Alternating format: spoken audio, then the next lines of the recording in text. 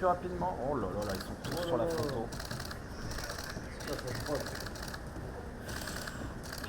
Quelle dégaine, quelle prestance. J'ai un peu d'ambiance, ça y va.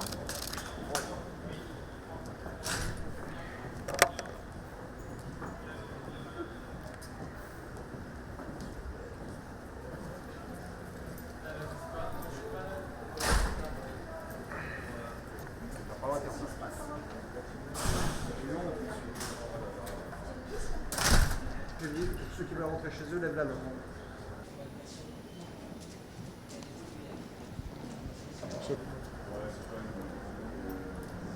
Aujourd'hui, au regard de la peine prononcée, il n'y a pas de logique dans les peines prononcées. Et surtout, il y a des éléments qui ont été écartés, des éléments à décharge lourds, et nous ne comprenons pas pourquoi le tribunal est entré en voie de condamnation. Donc nous allons étudier la motivation et réfléchir sur un éventuel appel.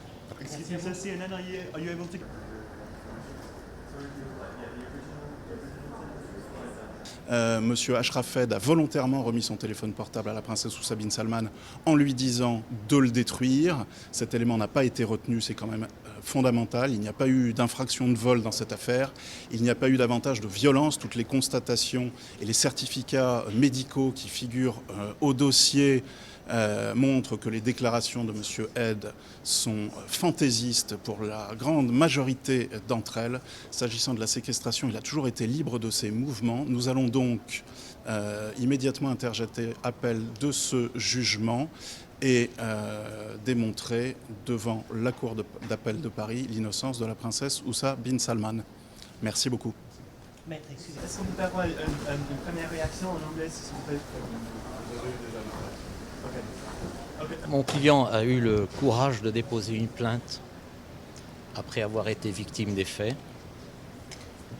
Mon client a eu la force de résister tout au long de l'instruction judiciaire. Enfin, mon client a eu raison de faire confiance à la justice. À l'audience de jugement, j'ai eu le sentiment que le tribunal était extrêmement sensible à la gravité des faits. Donc j'avais bon espoir et j'étais tout à fait serein. Aujourd'hui, nous avons une décision qui, à travers laquelle, je pense, le tribunal a fait application du principe justice égale pour tous. C'est bon.